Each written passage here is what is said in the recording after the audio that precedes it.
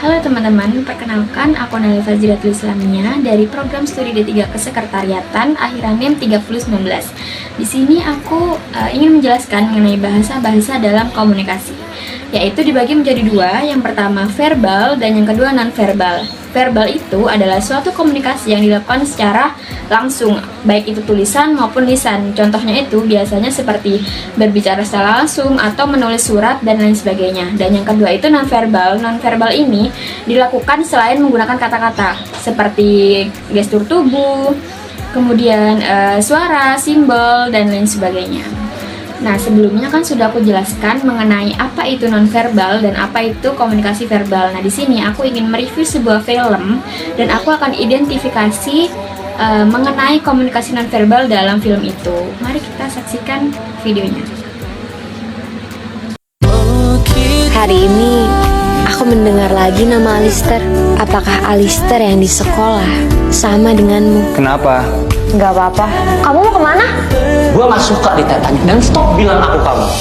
Bolehkah aku memutuskan untuk tidak pergi? Bolehkah aku tetap di sini? Ana, tetap semangat dan cepat pulih, Ana. Seperti bunga matahari, kamu selalu tegap mencari cahaya. I love you.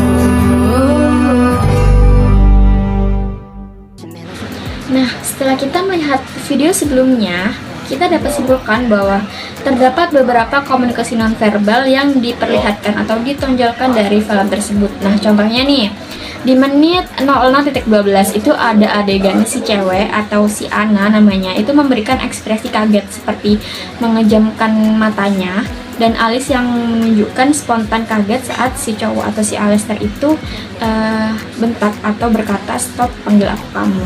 Nah, itu masuk dalam komunikasi nonverbal di ekspresi wajah. Kemudian yang kedua itu di menit 00.28 itu ada komunikasi nonverbal sentuhan, yang dimana si cowok ini memeluk Ana dengan penuh kasih sayang. Nah, itu masuk dalam komunikasi nonverbal. Nah, selanjutnya itu yang terakhir itu ada jenis komunikasi nonverbal gestur.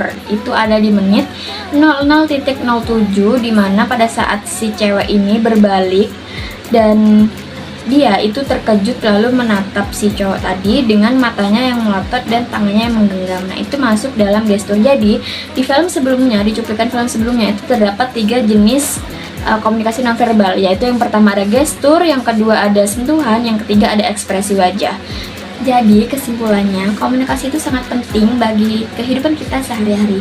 Bahkan di sebuah film saja, film manapun itu pasti ada komunikasi verbal dan ada komunikasi nonverbal. Jadi kedua komunikasi ini sangatlah penting digunakan. Baik, sekian dari penjelasan mengenai identifikasi review film komunikasi nonverbal dari saya. Mohon maaf bila ada salah kata ataupun salah dalam pemberian materi. Terima kasih. Wassalamualaikum warahmatullahi wabarakatuh.